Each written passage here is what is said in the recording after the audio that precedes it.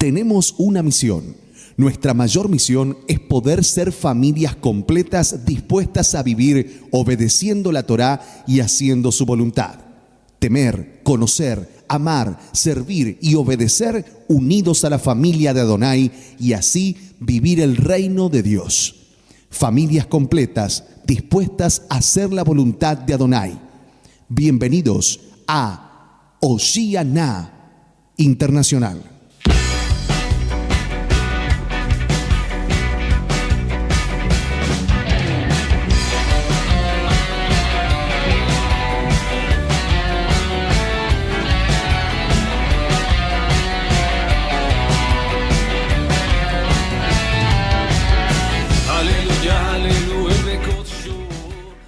Muy buenas noches. Como todos los lunes nos encontramos aquí 20 y 30 con el programa La Biblia en su contexto original. Quien te habla, Patricia Elola, te invita a que pases esta hora de meditación, aprendizaje de la bendita palabra de Adonai. A mi lado está Vero. ¿Cómo estás, Vero? Muy bien, muy bendecida y contenta. También Romy Paz en los controles. Shalom, shalom, aquí en Romina Paz. Amén. Tenemos la visita de Samuel también, el hijo de la hermana Vero, un joven, un siervo de Adonai ahí que está sirviendo en su iglesia en la ciudad de Buenos Aires.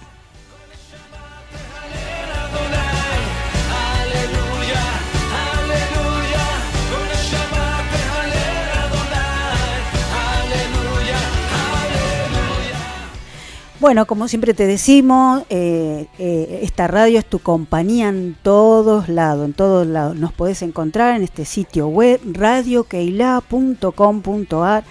También en nuestro canal de YouTube, en Face, en Instagram y en el canal de WhatsApp para noticias, @Radio Keila. Podés allí también dejar tus mensajes en el 11 5900 4636.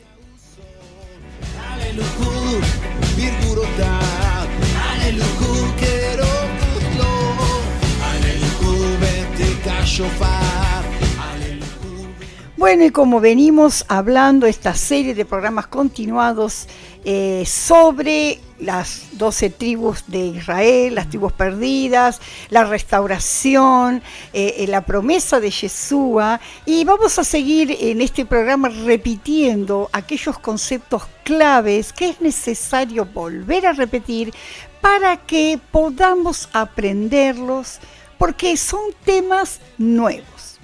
Y de repente hemos tenido muchos años aprendiendo de una manera y hoy estamos aprendiendo lo que es más profundo, el significado original, que si bien es como aprendimos, pero es mucho más profundo. Entonces hoy es necesario volver a tocar ciertos temas, por ejemplo, que acerca de la restauración de Israel, acerca de que el propósito, después de la división de Israel en 10 tribus por un lado y 2 tribus por el otro, el propósito de Adonai, del Padre, es unir a su pueblo.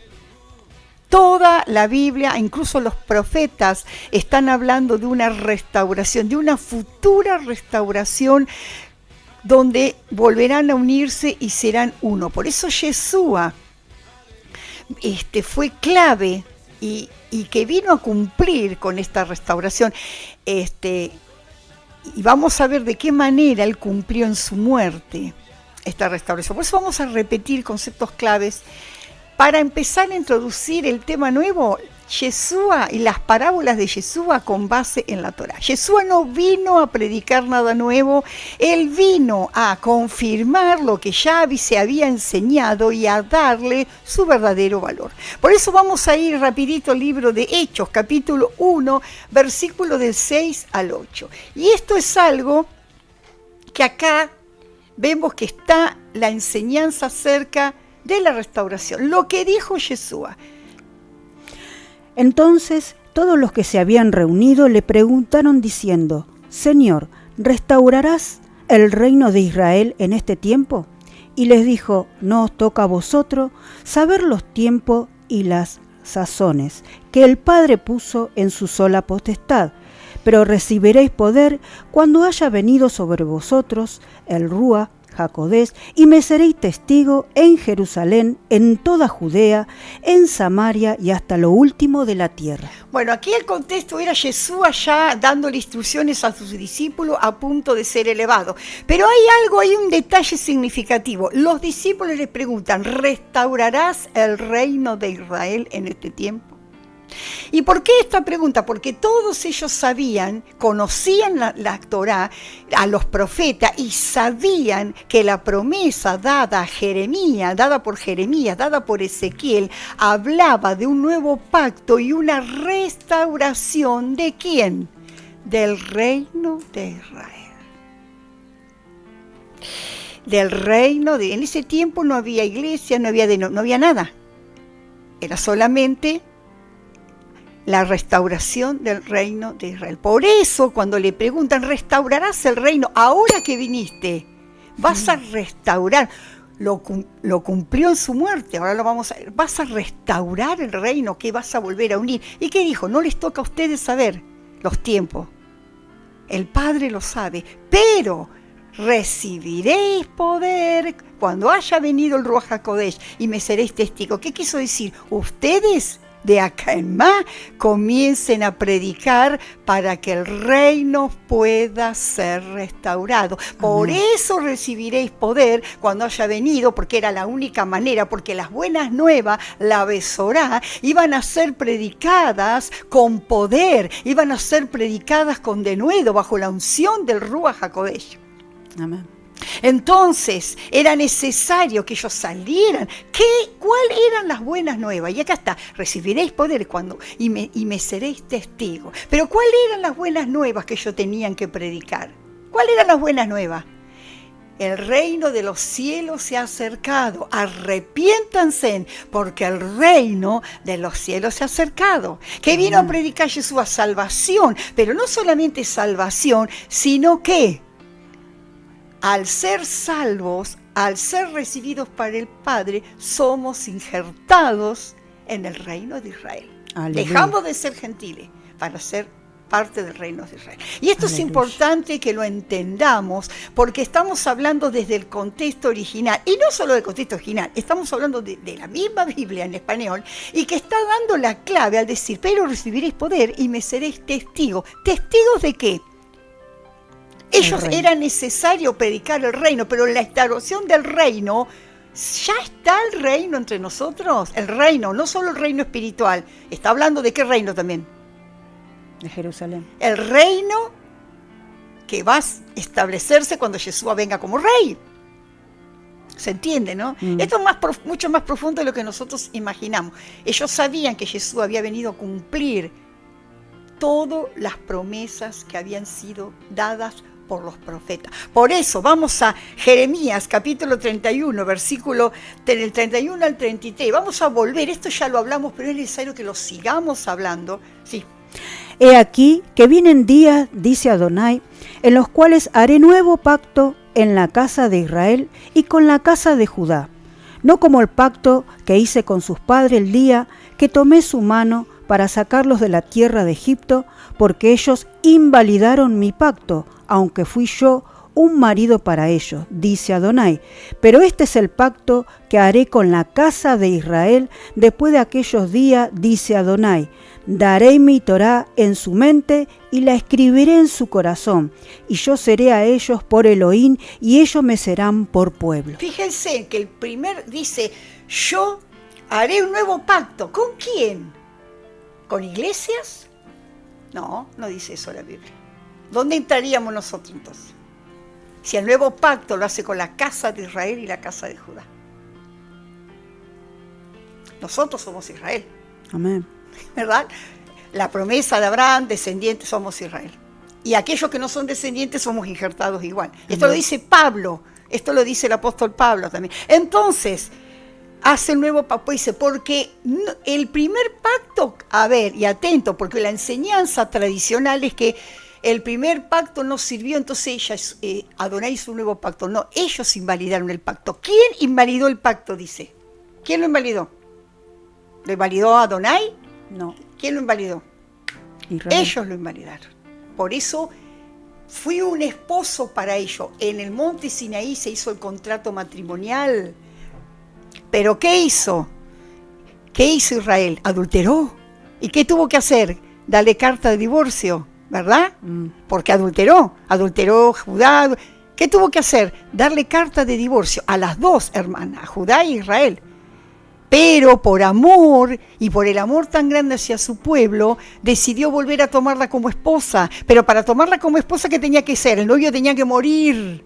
Por eso Yeshua, el novio, murió para volver a casarse. Aleluya. Por eso las bodas van a ser cuando Él venga. Amén. ¿Verdad? Esto ya lo sabíamos, lo de las bodas, que el novio, lo sabíamos, pero no entendía muy bien el tema del contexto. Esto también lo dice el profeta Ezequiel. Ezequiel, cuando dice, también habla de que vendría el Espíritu, vendría el Ruaj. Ezequiel, capítulo 36, versículo 26 y 28, rapidito. Os daré corazón nuevo, y pondré espíritu nuevo dentro de vosotros, y quitaré de vuestra carne el corazón de piedra, y os daré un corazón de carne. Y pondré dentro de vosotros mi rúa, y haré que anden en mis estatutos, y guarden mis preceptos, y los pongan por obra. Y habitaréis en la tierra que di a vuestros padres, y vosotros me seréis por pueblo, y yo seré a vosotros por Elohim. Amén. Aleluya. La tierra que di, esto va a suceder en el milenio. Aleluya. Esto ahora no, esto va a suceder después. Capítulo 37, versículo del 15 al 19, y acá está la clave de la profecía que cumple Yeshua con los dos palos. Vino a mí palabra de Adonai diciendo, Hijo de hombre, toma ahora un palo y escribe en él, para Judá y para los hijos de Israel sus compañeros. Toma después otro palo y escribe en él, para José, para palo de Efraín, y para toda la casa de Israel sus compañeros. Juntalos luego el uno con el otro, para que sean uno solo, serán uno solo en su mano. Y cuando te pregunten los hijos de tu pueblo diciendo, no os enseñarás que te propones con eso. Diles, así ha dicho Adonai, he aquí yo tomo el palo de José que está en la mano de Efraín y las tribus de Israel sus compañeros, y los pondré con el palo de Judá y los haré un solo palo y serán uno en mi mano. Bueno, acá vemos entonces la profecía de los dos palos, la división. Ellos estaban divididos. Judá había quedado en Jerusalén, estaba cautiva en esos momentos en Babilonia. Cuando Ezequiel lo habla estando en la cautividad. Había estado cautiva, estaba cautiva Judá en Babilonia 70 años. También ya había sido llevada cautiva las 10 tribus, había sido llevado cautivo Israel, las 10 tribus, y ya habían sido dispersas. ¿Verdad? Por eso le dice un palo, toma el palo de Israel, toma un palo para Judá, únelos y serán uno en mi mano. ¿Quién cumplió esa profecía? Yeshua. En su cuerpo, en la cruz, él muere uniendo los dos palos, uniendo las dos casas. Amén. Es hermoso, dice Efesios, dice Pablo en Efesios, anulando, dice, y él cumplió, él hizo de los dos un solo pueblo. De los dos, un solo pueblo. ¿Y por qué Judá? Judá era el nombre de uno de los 12 hijos de Jacob. ¿Por qué Israel? Porque olvidemos que la primogenitura la había perdido Rubén. ¿Y quién hereda la primogenitura? Los nietos de Jacob, los hijos de José. Ellos heredan la primogenitura y heredan la doble porción, porque el primogénito heredaba la doble porción. Heredaron el sacerdocio espiritual, pero también heredaron el apellido, el nombre. ¿Y cuál era el nombre de Jacob? Israel. Por eso Israel pasa a llamarse la tribu de Efraín, los nietos, los hijos de José. Por eso que Israel, con la división del reino del rey Salomón, queda las 10 tribus, Israel, y las 2 tribus que son Judá y Benjamín. Esto ya lo venimos hablando en los demás programas, pero es necesario que lo recordemos para que sepamos de dónde viene todo esto y por qué los 2 palos, por qué la casa de Judá, por qué las 2 hermanas, por qué habla de las rebeldes, de las hermanas que adulteraron. Y tiene que ver con esto. Y Yeshua muere en la cruz une a los dos en su cuerpo en un solo pueblo. Se cumple la profecía de los dos palos, pero el cumplimiento tiene que, todavía no estamos en ese cumplimiento. Estamos cerca, porque nosotros, Israel, recibimos primero a Yeshua, lo conocimos como Jesús, recibimos a Yeshua nosotros primero que ellos, ¿verdad? Entramos nosotros primero por la desobediencia de ellos. Después van a entrar ellos. Nosotros teníamos a Yeshua, recibimos, pero no conocíamos la Torá, no conocíamos nuestras raíces, no conocíamos nuestra identidad. Hoy estamos conociendo nuestra identidad. La casa de Judá, nuestros hermanos mayores, tienen la Torá, pero no tienen a Yeshua. Entonces, en un punto esto se va a completar. Cuando el último de nosotros entre, los mal llamados gentiles, no somos gentiles, en realidad la palabra gentil es una mala traducción porque es goín, la palabra goy significa nación, goín es naciones, y recordemos que cuando Jacob bendice a su nieto, a Efraín le dice que de él será los melogoín, la plenitud de los goín, de él saldrá la plenitud de los goín, la plenitud de los gentiles, todo, o sea, nosotros seríamos de ¿quién? De Efraín. Y es la bendición de Jacob. Entonces, se va a cumplir cuando llegue ese momento. Pero vamos a hablar que Yeshua vino ¿a qué? Él dice en una parte, yo vine ¿a qué? A buscar a las ovejas perdidas de la casa de Israel. ¿Por qué? Porque a los suyos vino y los suyos no lo reconocían. ¿Quiénes eran los suyos? La casa de Judá, ¿verdad? Y vamos a ir entonces a Mateo, capítulo 5, versículos 17 y 18. No pensé que he venido para abrogar la Torá y los profetas. No he venido para abrogar, sino para cumplir. Porque de cierto os digo que hasta que pase el cielo y la tierra, ni una yud ni una tilde pasará de la Torá hasta que todo se haya cumplido. O sea, él lo dice, no he venido a abolir la Torá, sino vino ¿a qué?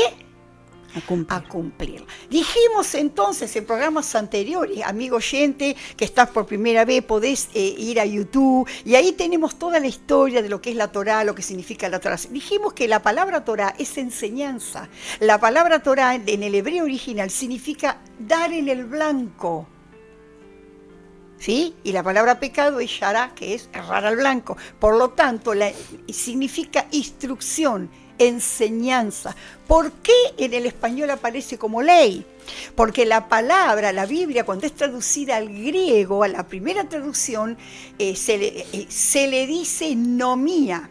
En griego, nomía es ley. En realidad es enseñanza con peso de ley. Recordemos que el alfabeto griego, así como el nuestro, tiene otras grafías, otros grafemas, ¿verdad? Tiene otras letras. Por lo tanto, no se puede traducir de un idioma como el hebreo a un idioma como el griego. No se puede traducir textualmente.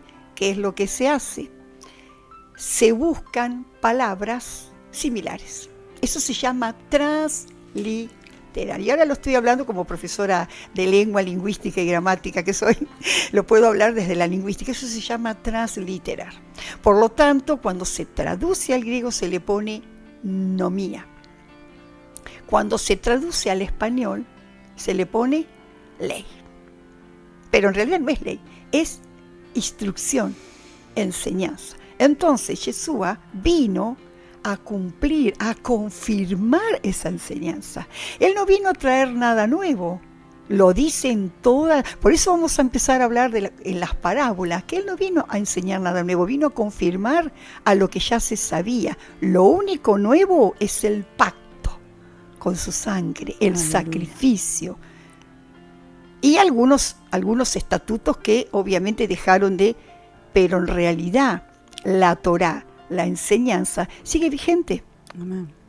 De hecho, la mayoría de los códigos civiles y penales de los países han sido establecidos con base en la Torá. Por ejemplo, el juicio por calumnia, injuria, ¿de dónde está sacado? De la Torá. La reglamentación de las barandas en los balcones. Hoy todos los edificios deben tener barandas, o no, ¿Por qué? ¿Y de dónde está sacado eso? Eso está sacado en la Torá. Amén. Yeshua vino a confirmar y a darle el verdadero valor a la Torá. Amén. Eso es lo que vino a hacer Yeshua. Él vino a cumplir la Torá con su ejemplo para que nosotros también la podamos cumplir y el poder obedecer. Las cartas de Pablo son Torá, es enseñanza de la Torá, también explicada en cartas. No vino Yeshua a traer. Es más, cuando le hablan del primer mandamiento, él dijo, os doy un nuevo mandamiento, no un nuevo, sino el que tenías desde el principio. ¿No dice eso? Pero lo resume en 2. ¿Por qué? Porque él vino a darle el verdadero valor a los 10 mandamientos a través del amor. Él vino a darle el verdadero valor a los 10 mandamientos. Y justamente a través del amor. No obedecer por una regla rígida. No obedecer externamente, sino internamente. Y vamos al libro de Romanos, capítulo 10, versículo del 1 al 4, que ha sido tan mal enseñado, mal explicado. Digo mal enseñado no por mala voluntad, sino que al no conocer el contexto original, no puede entenderse totalmente el mensaje en profundidad. El Brit Hadashah, el Nuevo Testamento, fue escrito en griego, pero hay 2 tipos de traducciones. Uno es sacado del hebreo original, que es el Textus Receptus, de los cuales se encontraron manuscritos en Qumran, y el otro es sacado de la Vulgata, la Biblia que fue traducida por la Iglesia Católica, que justamente tiene versículos agregados y tiene distorsionado algunas cosas. El mensaje central nunca se perdió. Sigue siendo el mismo. Eso no. Pero sí se han perdido la riqueza de la escritura, se ha perdido la riqueza del contexto por no haber podido traducirse bien. Y vamos al libro de Romanos capítulo 10, versículo del 1 al 4.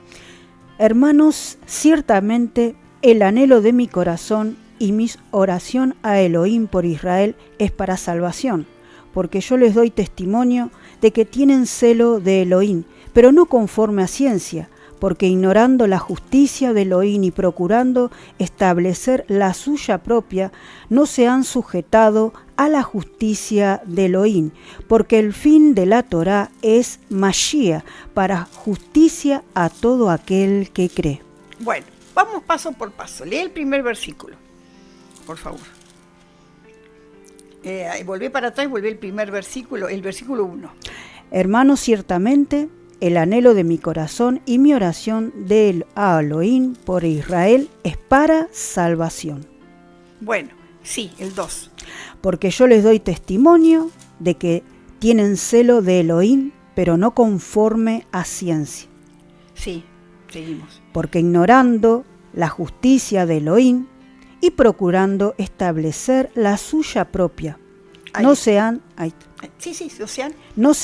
sujetado a la justicia de Elohim. Bueno, acá dice, ¿qué quiere decir esto? Que ellos querían seguir siendo justificados por la obediencia a la Torá.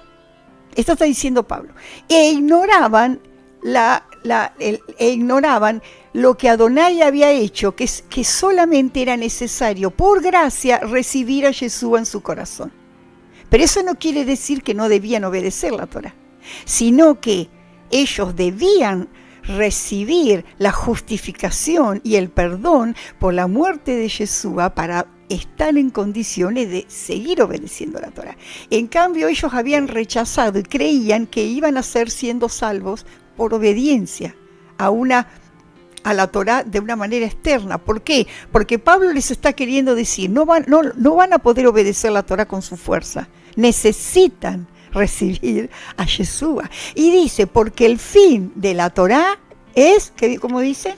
Porque el fin de la Torá es Mashiach. Bueno, acá fue donde se produjo la confusión más grande en la enseñanza, porque muchos dicen, porque obviamente desde el español dice el fin de la Torá es Yeshua, como que se terminó la Torá con Yeshua. No, Porque en el griego, no olvidemos que vuelvo a decir, si ustedes se van a basar en la Biblia en español, y tampoco, porque en el español la palabra fin tiene dos significados. Fin de terminación y fin de objetivo. Desde el español estoy hablando, ¿no? Fin, finalidad, que significa propósito, y fin de terminación, de algo que se termina. Desde el español tenemos esos dos significados.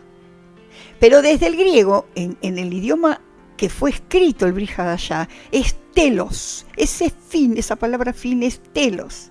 Y telos significa objetivo, propósito, finalidad. Entonces ahí cambió, ¿no? La finalidad, el propósito de la Torá es Jesús. No es lo mismo que se terminó ahí. Por eso es importante entender, aprender. Y esto no hace falta saber idiomas, ¿eh? Este versículo no hace falta saber idiomas, porque desde el español se puede analizar desde las dos maneras, porque también desde el español tiene dos significados. Entonces, el objetivo de la Torá es Yeshua. ¿Por qué? Porque es a través de Yeshua donde se puede obtener la gracia para obedecer la Torá, y la gracia que nos cubre cada vez que erramos. ¿Sí? Y vamos a ver, por esa razón Yeshua vino, y lo vamos a ver que todas las parábolas apuntan a la restauración del reino, apuntan al propósito. Él dijo, arrepentíos porque el reino de los cielos se ha acercado. ¿De qué se tenían que arrepentir la gente? ¿De qué se tenían que arrepentir? ¿Qué piensan ustedes? ¿De qué se tenían que arrepentir? De vivir lejos de la Torá. Amén. Porque no nos olvidemos que el Nuevo Testamento no existía en ese tiempo. Fue escrito muchos años después. ¿De qué se tenían que arrepentir? De no haber obedecido.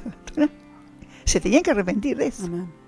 El reino de los cielos se ha acercado. Por eso todas las parábolas de Jesús apuntan a la restauración y también apuntan a la reconciliación con el Padre. Reconciliarse con el Padre es también pasar a ser parte del pueblo de Israel. Y vamos a ver que en Juan capítulo 4, versículo del 1 al 9, ¿no? 4, ¿qué es? Amén. ¿Cómo se? Jesús y la mujer samaritana. La mujer samaritana. Vamos a comenzar por ahí. Cuando pues el Adón entendió que los fariseos habían oído decir, Yeshua hace y bautiza más discípulos que Juan, aunque Yeshua no bautizaba, sino sus discípulos, salió de Judea y se fue otra vez a Galilea. Y le era necesario pasar por Samaria. Vino pues a una ciudad de Samaria llamada Sicar, junto a la heredad que Jacob dio a su hijo José. Y estaba allí el pozo de Jacob. Entonces Yeshua, cansado del camino, se sentó así junto al pozo. Era como la hora sexta, y vino una mujer de Samaria a sacar agua. Y Yeshua le dijo, dame de beber, pues sus discípulos habían ido a la ciudad a comprar de comer. La mujer samaritana le dijo, ¿cómo pues tú, siendo judío, me pides a mí de beber, que soy mujer samaritana? Porque judíos y samaritanos no se tratan entre sí. Bueno, y acá vemos que, ¿quién era esta mujer? Samaria, ¿qué era la ciudad de Samaria? Él dice, era necesario pasar por Samaria. ¿Por qué? Porque la ciudad de Samaria está entre Galilea y Judea, ¿no? Y dice que está llamada Sicar junto a la heredad que Jacob le dio a su hijo José. Y estaba allí el pozo de Jacob. Samaria estaba cerca de Siquem. Siquem, no sé si recuerdan, fue el lugar donde Abraham tuvo un encuentro con Adonai, ¿se acuerdan?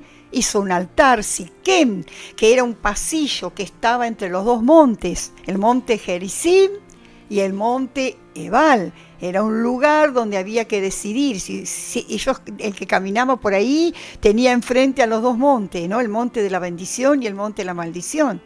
También en ese lugar, Jacob cavó un pozo.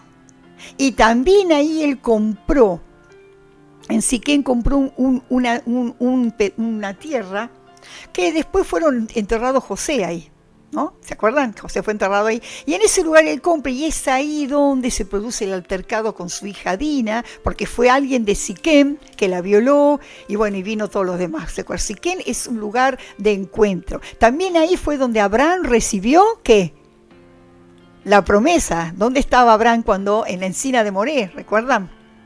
¿Sí? Ahora, ¿qué tiene que ver esto con Samaria? Porque estaba ahí nomás de Samaria. Y Samaria, la ciudad de Samaria, la ciudad de Siquén fue la primer capital de las tribus del reino de Israel. Cuando se produce la división con el reino de Israel y el reino de Judá, ¿se acuerdan que la capital del reino de Israel cuál fue? Primero fue Siquén, ¿verdad? Ahí fue Siquén, ahí fue la capital, la primera. Después, recordemos que los reyes de Israel fueron cada vez más malos en comparación con los reyes de Judá. De los reyes de Israel, uno de los reyes fue Omri, el papá del rey Acab. ¿Recordamos quién era Acab? ¿Quién era Acab? ¿El esposo de quién? De Jezabel, ¿verdad? Entonces, fue Omri, el padre de Acab, que compra traslada la capital de Siquén a Samaria. No existía Samaria, sino que él compra un pedazo de tierra a Semer, a un hombre llamado Semer, y ahí establece la ciudad de Samaria como capital.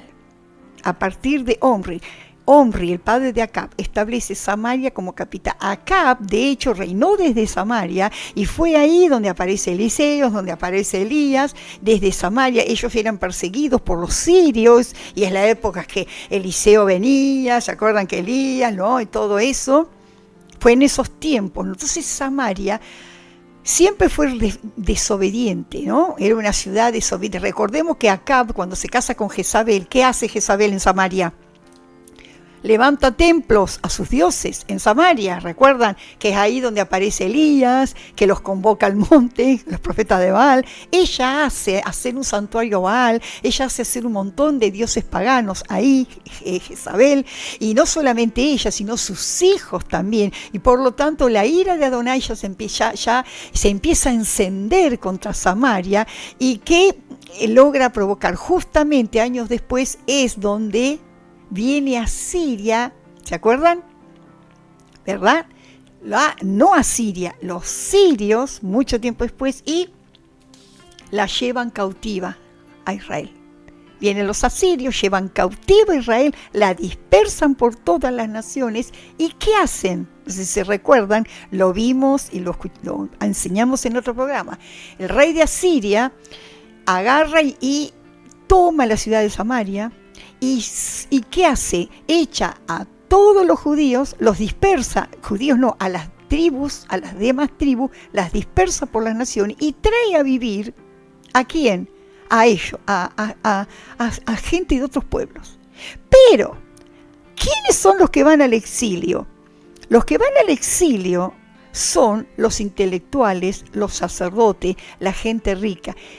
Y los asirios dejan un remanente pobre ahí en Samaria, mezclado con los sirios. Por esa razón los judíos no querían saber nada con los samaritanos, porque los consideraban paganos. Si bien ellos, el remanente, los hijos, los nietos, porque desde que esto ocurre, que fue en el 722 aproximadamente, antes de Yeshua, hasta la época de Yeshua habían pasado varias generaciones.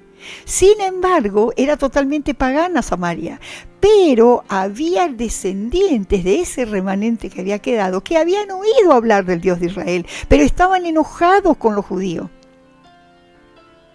Por esa razón Yeshua, al primer lugar que va a Samaria, porque él no fue por casualidad, él fue no a buscar una mujer adúltera, él fue a buscar una mujer que con ella iba a comenzar la restauración en Samaria. Esa mujer iba a llevar el evangelio a Samaria. Fíjense que él se acerca a esta mujer, utiliza el pozo, le dice, dame de beber, ¿verdad? Porque esta mujer tenía que hablar de esto en Samaria. Fue el primer lugar. Los samaritanos, enemigos de los judíos, eran parte de las 10 tribus perdidas, eran parte del reino de Efraín. Esta mujer era descendiente del reino de Efraín, de ese remanente que había quedado ahí. Y seguimos leyendo. Respondió Yeshua y le dijo: si conocieras el don de Elohim, ¿quién es el que te dice dame de beber? Tú le pedirías y él te daría agua viva. La mujer le dijo: Adón, no tienes con qué sacarla y el pozo es hondo. ¿De dónde pues tienes el agua viva? ¿Acaso eres tú mayor que nuestros padres Jacob, que nos dio este pozo del cual bebieron él, sus hijos y su ganado?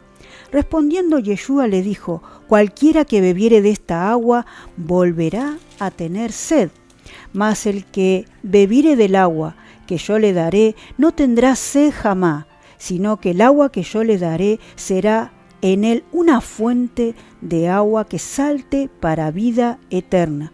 La mujer le dijo: Adón, dame esa agua para que no tenga yo sed ni venga aquí a sacarla. Bueno, vemos que aquí él utiliza la sed espiritual de esta mujer. El pozo era el lugar de encuentro. Siempre hubo encuentros en un pozo, ¿no? Eran lugares clave. Pero también esta mujer representa a la tribu de Efraín. Esta mujer representa. Y él tiene que acercarse a ella y le dice en una parte: ve y busca a tu marido, ¿no? Sí. Le dice: ve y busca a tu marido. Y Yeshua le dijo: ve, llama a tu marido y ven acá. Respondiendo la mujer le dijo: no tengo marido. Yeshua le dijo: bien has dicho, no tengo marido, porque 5 maridos has tenido y el que ahora tiene no es tu marido. Esto ha dicho con verdad. Le dijo la mujer: Adón, me parece que tú eres profeta. Nuestros padres adoraron en este monte y vosotros decís que en Jerusalén es el lugar donde se debe adorar. Yeshua le dijo: mujer, créeme, que la hora viene cuando ni en este monte ni en Jerusalén adoraréis al Padre. Vosotros adoráis lo que no sabéis, nosotros adoramos lo que sabemos, porque la salvación viene de los judíos. Bueno, vemos que le dice: ven. Si bien esta mujer era real, que había tenido 5 maridos y había una necesidad espiritual en esta, el significado de esta parábola es mucho más profundo. ¿Por qué? Porque los 5 maridos se referían a 5 dioses, 5 deidades paganas que habitaban Samaria, que eran... Recordemos que los asirios habían traído sus deidades y esta mujer había crecido con el dios Benut, el dios Nergal, el dios Asina, Minibias y el dios Tartai. 5 deidades paganas, que esta mujer había crecido en un ambiente de adoración a estos 5 dioses, que si bien, por lo visto, ella también había adulterado con estos 5 dioses, pero ella reconocía, ella sabía que sus padres habían adorado en ese monte. Ella dice: Señor, me parece que tú eres profeta. Nuestros padres adoraron en este monte. Ella sabía que sus padres, los efraínitas, habían adorado en ese lugar, mucho antes, ¿verdad?, de la dispersión. Y acá vemos que ella le dice: pero tú dices que en Jerusalén es el lugar donde se debe adorar. Yeshua nunca le dijo eso. Ella supuso, porque sabía que él era de la tribu de Judá, de que ellos sabían que los judíos adoraban en Jerusalén, y ellos ahí, sus padres, adoraban ¿en dónde? En Siquem, cerca de ahí. Entonces ella sabía. Acá no está hablando de los maridos físicos que ella tuvo. Ella está hablando de los maridos espirituales, de los dioses que ella adoraba. Por eso ella dice: 5 maridos has tenido, 5 dioses, y el que ahora tiene no es tu marido. Y ella dijo, me parece que tú eres profeta, porque nuestros padres adoraron en este monte, y vosotros decís que en Jerusalén es el lugar donde se debe adorar. Ella sabía que todo judío decía que era en Jerusalén, porque era ahí donde estaba el templo, era ahí donde estaban las sinagogas, ¿verdad? Hasta el momento ahí en Samaria no había nada. De hecho, esta fue la primera mujer que dio las buenas nuevas en Samaria. Y él le dijo, vosotros adoráis lo que no sabéis, nosotros adoramos lo que sabemos, porque la salvación viene de los judíos. Estaba diciendo, la salvación viene de mí. Amén. Mas la hora viene, y ahora es cuando los verdaderos adoradores adorarán al Padre en espíritu y en verdad, porque también el Padre tales adoradores busca que le adoren. Viene la hora que no será ni acá ni en Jerusalén, sino en espíritu y en verdad. O sea que hay una promesa, y también hay una promesa, hay una revelación en esta enseñanza. Y esta mujer dice que si nosotros seguimos leyendo, vemos que él dice, Adonai es espíritu, y los que le adoran en espíritu y en verdad es necesario que adoren. La mujer dijo, sé que ha de venir el Mesías. Hasta eso sabía ella, llamado el Cristo. Cuando Él venga nos declarará todas las cosas. Y Él le dijo, yo soy el que habla contigo. Aleluya. Aleluya. Qué tremendo. Y en esto vinieron sus discípulos y se maravillaron de lo que hablaba con una mujer. Sin embargo, ninguno dijo, ¿qué preguntas? ¿O qué hablas con ella? Entonces la mujer dejó su cántaro y fue a la ciudad y le dijo a los hombres, venid, ved a un hombre que me ha dicho todo cuanto he hecho. ¿No será este el Mashiach? Entonces salieron de la ciudad y vinieron a él. Esta mujer fue la primera que llevó las buenas nuevas a Samaria. Tremendo, ¿verdad? Y dejó el cántaro. El cántaro tiene que ver con su oficio, su trabajo, su quehacer, las cosas de la vida cotidiana. Dejó el cántaro y fue y predicó las buenas nuevas. Acá hay una enseñanza poderosa, ¿verdad? Entonces, vemos que no era solamente saciar la sed espiritual de una mujer, sino que tenía que ver con el significado de comenzar a restaurar las ovejas perdidas de la casa de Israel. Y vamos al primer milagro que hace Yeshua, que fueron las bodas de Canaán. Y con esto vamos a ir terminando, pero vamos a hablar un poquito del primer milagro que hace Yeshua en las bodas de Canaán, que tiene un significado profético que él iba a cumplir. No era solamente alegrar la fiesta, no era solamente transformar el agua en vino, sino que había un propósito ahí, porque para todo lo que hacía Yeshua había un propósito, ¿verdad? Así que vamos entonces a Mateo 15, ¿verdad? Amén. Tremendo, ¿no, Romy? Es hermoso conocer la palabra en su lenguaje original, en su contexto original, ¿no? Es hermoso porque es como que estamos metiéndonos en aguas profundas, ¿verdad? Comparada con perlas, ¿no es cierto? Amén. ¿Verdad?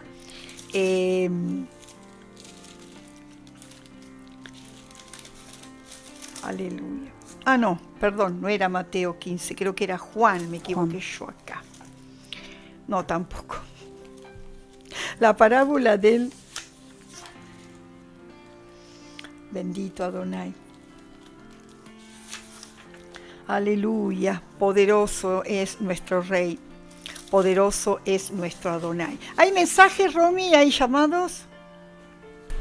No tenemos mensajes, pero quiero mandar saludo a Malena, que nos está escuchando desde Funes Rosario, como siempre. Male, gracias por estar acompañándonos, y a Carolina también. Caro, gracias por todo el apoyo que nos das. Y recuerden de encontrarnos siempre en YouTube, ¿verdad? Tenemos ahí están los mensajes continuados. Sí, pueden comunicarse al 11 59 00 46 36 o a través de radiokeila.com. También pueden escuchar la radio y pueden descargar la app Y allí mismo van a encontrar el número de teléfono para poder comunicarse con nosotros. Amén, amén. Amén. Entonces vamos, Juan 2, 1, 11, las bodas de Caná. Vamos a ver qué significado tiene esto bíblicamente. Amén. Aleluya, Gloria al Señor. bendito Adonai, poderoso es su nombre. Le damos gracias por esta oportunidad, por este momento, ¿verdad? Amén. Bendito eres. Al tercer día se hicieron unas bodas en Canaán de Galilea y estaba allí la madre de Yeshua, y fueron también invitados a las bodas con Yeshua y sus discípulos. Y faltando el vino, la madre de Yeshua le dijo: no tienen vino. Yeshua le dijo: ¿qué tienes conmigo, mujer? Aún no ha venido mi hora. Su madre dijo a los que servían: haced todo lo que os dijere. Y estaba allí 6 tinajas de piedra para agua, conforme al rito de la purificación de los judíos, en cada una de las cuales habían 2 o 3 cántaros. Yeshua le dijo: llenad estas tinajas de agua, y las llenaron hasta arriba. Entonces les dijo: sacad ahora y llevádolo a la maestresala. Y se lo llevaron. Cuando el maestresala probó el agua hecha vino, sin saber él de dónde era, aunque lo sabían los sirvientes que habían sacado el agua, llamó al esposo y le dijo: todo hombre sirve primero el buen vino, cuando ya han bebido mucho, entonces el inferior, mas tú has reservado el buen vino hasta ahora. Este es el principio de señales que Yeshua hizo en Canaán de Galilea, y manifestó su gloria, y sus discípulos creyeron en él. Bueno, esto también, al no conocer el contexto, no ha sido muy bien enseñado, y en realidad este es el primer milagro que hace Yeshua y que tiene que ver con la redención. Aleluya. El primer milagro que tiene que ver con la futura redención. Por eso él le dice a su madre: ¿qué tienes, mujer? Aún no ha llegado mi hora. Porque tenía que ver con la redención. 6 tinajas de piedra, conforme al rito de la purificación. ¿Qué significaba esto? Las tinajas eran de piedra y contenían agua. ¿Para qué? Para los lavamientos rituales, porque antes de la comida ellos se lavaban las manos, ellos tenían la costumbre de purificarse antes de las ceremonias, se metían en las misbah, se metían en los misbah, que eran piletas de agua, ellos se purificaban antes de la fiesta, antes del Shabbat, antes de hacer la ceremonia, ellos se purificaban antes de comer. También, ¿por qué? Para preservarse de toda contaminación. Y esto es algo que era por una cuestión de higiene y que había sido instituido, ¿verdad?, en las ordenanzas, en la Torá. Esto era Torá. Ellos seguían cumpliendo la Torá. Ahora, y tenía que ver con la contaminación. Nosotros también nos lavamos las manos antes de comer, o sea, fíjense que sin darnos cuenta estamos cumpliendo esto. Ahora, el agua era símbolo de purificación. ¿Por qué en tinajas de piedra? Porque las tinajas de piedra eran las que preservaban al agua de toda contaminación. Pero estas 6 tinajas representan algo más. ¿Por qué? Representaba el número 6, es el número de ¿qué? De hombre, la humanidad, ¿verdad? El agua, que era para purificar, pero era una purificación de adentro o de afuera, el agua. De afuera. De afuera, era la purificación externa. Por eso cuando Yeshua la convierte en vino, el vino significa la redención, significa pacto, significa restauración. Él convierte el agua en vino en un acto profético, dando a entender, o sea, él sabía que así iba a ser. El vino iba a representar ¿qué? Su sangre. Aleluya. Y lo más que hermoso que dice: cuando el maestresala probó el agua hecha vino, sin saber él de dónde era, aunque lo sabían, los sirvientes que habían sacado el agua, llamó al esposo y le dijo: todo hombre sirve primero el buen vino, y cuando ya han bebido mucho, entonces el inferior, mas tú has reservado el buen vino hasta ahora. ¿Por qué dice esto? Ellos tomaban vino ya, era costumbre, tomaban vino. Esa agua no era para tomar. ¿Para qué era esa agua? Para purificarse, lavarse las manos. Con esa agua agarraban jarro y lavaban los pies. era para purificarse. Ellos tomaban vino en la cena y tomaban vino. El vino se tomaba en Shabbat también, porque era un símbolo ¿de qué? De gozo, de pacto y de restauración. Yeshua convierte el agua en vino en un acto profético, demostrando la futura redención. Amén.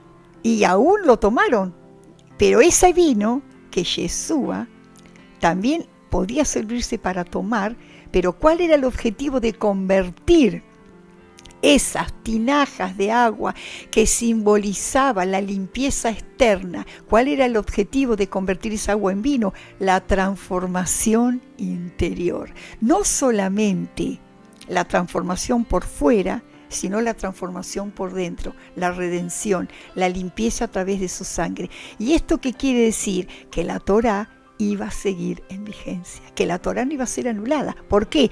Porque si el propósito de su venida era anular la Torá, él las piedras las tenía que haber destruido. O tenía que haber sacado el agua de las jarras. Si de verdad, se entiende, ¿no? ¿Sí? ¿Qué significaba el agua externa? La purificación de las manos externa, era la limpieza externa por la Torá externa. La Torá no limpia, no profundiza. O sea, la Torá limpia solamente los hechos, pero no puede limpiar la conciencia. Eso quiere decir, ¿verdad? Entonces, él vino a transformar esa limpieza externa por la Torá. El agua representa la Torá, que limpia por fuera, pero él la convierte en vino. Quiere decir que esa Torá, él la transforma para que a través de su vida, para que podamos nosotros cumplirla. No creo que se entiende, no sé si se puede llegar a entender. Entonces, el agua, que era para la limpieza externa, simboliza la Torá. Aleluya. Él la convierte en vino, porque significa, ¿para qué? Para la transformación, no de afuera, sino de adentro. El agua es la transformación por fuera, pero el vino, simbolizado por su sangre, viene la transformación por dentro. Por eso él no tiró el agua, la convirtió en vino. Quiere decir que es lo que leíamos en Romanos 10. Él vino ¿a qué? A darle el verdadero valor a la Torá. Lo vino a cumplir. Por eso dice, escribiré mi ley, mi Torá en sus mentes y en sus corazones. Y esto simbolizaba justamente transformar el agua en vino. Amén. Creo que se entendió, ¿no? Y dice, todo hombre sirve primero el buen vino y cuando hayan bebido mucho, entonces el inferior. O sea que primero le está dando a entender, bueno, primero servimos, pero tú has dado el mejor vino al principio. Y esto tiene que ver con ¿qué? Que esto también es un cumplimiento profético. ¿Por qué? Porque el mejor vino, el vino es para deleite, ¿no? Para agradar, para gozarse, ¿no? En una fiesta, ¿el vino para qué? Es para alegrarse, ¿no? Para gozar. Ese vino que ellos usaban no tenía alcohol, no era fermentado. Pero el vino que Yeshua trajo era mejor. ¿Por qué? Porque está hablando de que lo que sacia nuestra vida y nos da la plenitud no es el vino común, sino es el vino que es su sangre. Su vino, el vino de Yeshua, es el que nos da el mejor gozo, es el que nos da el gozo completo, es el que nos da el gozo con sentido. En cambio el otro vino nos gozamos por un momento, circunstancialmente. Así que hermosa enseñanza. Esta palabra fue el primer milagro que Yeshua hizo y fue lo primero que vino a enseñar. Yo no vine a abrogar la Torá, ¿vine a qué? A cumplirla. Convirtió el agua, la Torá, la limpieza por fuera, la convierte en vino, en la transformación interior, a través de su sangre. Así que, amados oyentes, con esto ya vamos terminando. Vamos a seguir el próximo programa hablando de las parábolas de Yeshua, los milagros, desde el contexto original en que fue escrito, desde la Torá y desde los originales griegos en que fue escrito el Brit Hadashah. ¿Sí? Así que te invitamos a que el lunes que viene vuelvas a sintonizarnos, vuelvas a escucharnos y que puedas deleitarte con estas hermosas enseñanzas. Vero, ¿algo para decir? Sí, ya sabés que podés volver a escuchar esta hermosa palabra, es una bendición poder tenerla en las plataformas para que uno lo pueda volver a escuchar y también podamos compartir la palabra, compartir esta enseñanza, amigos, familiares, en YouTube. Cuando estén allí subida en esta plataforma, suscríbete, es muy importante porque allí en nuestro canal, allí vas a encontrar desde Bereshit, desde Génesis, todo lo que se estuvo enseñando aquí. Y darles un me gusta, un like y compartir. Es muy importante compartir su palabra. Bueno, el Señor te bendiga, muchas gracias por estar y bueno, mucho shalom. Romy, ¿algo para acotar? Es muy interesante todo lo que están enseñando y bueno, para aquellos que a veces me preguntan, me dicen, yo quiero aprender la Biblia desde cero, quiero aprender y quiero saber más. Así que están estos programas disponibles en YouTube para todos aquellos que quieren aprender sobre la Biblia desde cero. Así que los invitamos a que se puedan suscribir al canal de YouTube y también llevarnos a todas partes con la radio. Amén. En radiokeila.com y también pueden descargar la app. Amén. Así que si están en otro lugar, así como nos escucha Caro desde Mar del Plata, Malena desde Rosario. Un saludito, Malena. Sí, y bueno, Analía también Martínez desde Mendoza creo que era, y bueno, así tantas más, ¿no? Que están siempre ahí prendidos en la radio desde Buenos Aires, desde cualquier parte del país y del mundo. Ajá. También, porque la red se extiende. Y bueno, así estamos muy felices de poder estar compartiendo con ustedes esto que es tan interesante, que es la Biblia en su contexto original. Amén. Así que muchas gracias, Patri, gracias, Vero, y nos estamos viendo en la próxima edición de la Biblia en su contexto original. Amén, amén.